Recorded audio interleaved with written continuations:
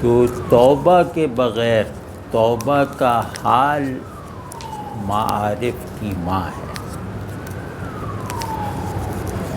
گھمنڈیوں پر، متکبروں پر، اپنے آپ کو اچھا سمجھنے والوں پر معرفت کا دروازہ وا نہیں ہوتا. حالت توبہ میں رہو گے تب تم یقین سے کہہ سکتے ہو کہ میں اللہ کی بندگی میں صادق ہوں.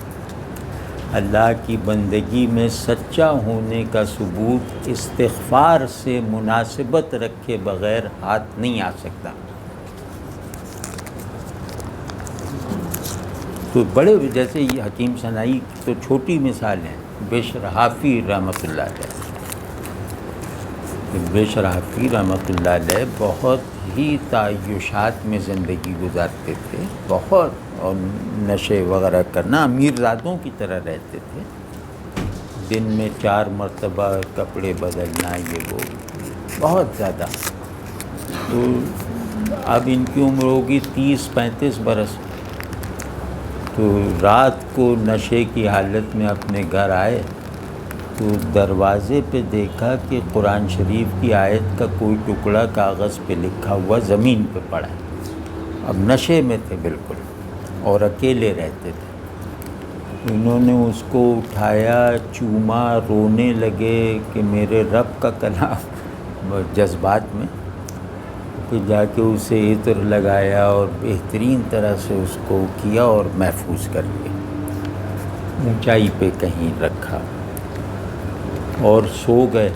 تو رات کو آیا کہ تم نے میرا نام بلند کیا ہے، میں تمہارا نام بلند کروں. صبح وہ قطب عالم تھے لیکن توبہ ایسی کی کہ جوتا پہننا چھوڑ دیا، امیری لباس ترک کر دیا، ننگے پاؤں گھومتے تھے. حافی انہیں اسی وجہ سے کہتے ہیں، ننگے پاؤں گھومتے تھے. اور امام احمد بن حنبل ایسے لوگ ان کے وہ تھے قائل اور قدردان. امام احمد بن حنبل چند ہی لوگوں کے لیے اٹھتے تھے اپنی نشست سے ریسیو کرنے کے لیے، ان میں ایک بشر حافی تھے، اور دروازے تک پہنچانے جاتے تھے.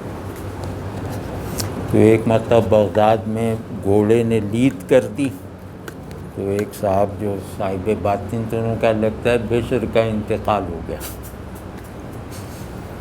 کہ اب وہ پیدل نہیں چلیں گے نا، تو وہ مر گئے.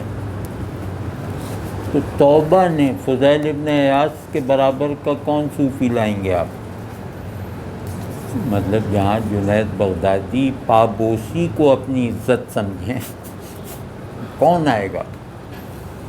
توبہ نے بنایا فضیل بن عیاض کو، توبہ نے فضیل بن عیاض، امام فضیل بن عیاض کہ ائمہ فقہ بھی ان کے معتقد، ائمہ تصوف بھی ان کے معتقد. اور معتقد مطلب کسی کے ساتھ برابری کی، انہیں کوئی اپنے آپ کو ان سے برابری کے زاویے سے دیکھا جانا پسند نہیں کرے گا، چاہے وہ ابو حنیفہ ہی کیوں نہ ہو. توبہ، تو توبہ جو ہے نا اللہ کے قرب کی طرف لے جانے والی سواریاں ہیں، اللہ ہی نے دی ہیں.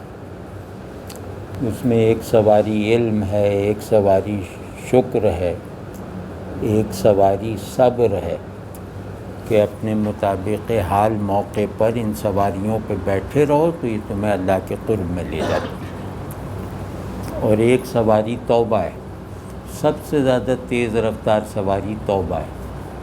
اسی وجہ سے توبہ کرنے کے لیے گناہ کرنا ضروری نہیں ہے. استغفار کے لیے گناہ کرنا تھوڑی ضروری ہے. بتاؤ کہ رسول اللہ صلی اللہ علیہ وسلم نے اگر 100 اذکار کیے ہیں تو ان میں 90 استغفار ہیں. کیا ضرورت ہے آپ صلی اللہ علیہ وسلم کو استغفار کی؟ کیونکہ وہ بندگی کا سب سے طاقتور ایلیمنٹ ہے. تو آپ صلی اللہ علیہ وسلم جو سب سے طاقتور ایلیمنٹ ہے اسی کو زیادہ مضبوطی سے اختیار فرمائیں. توبہ کا مطلب ہی ہے ندامت سے کمر جھکی ہوئی اور عشق سے تازہ دم برق رفتاری کے ساتھ اللہ کی طرف لپکنا۔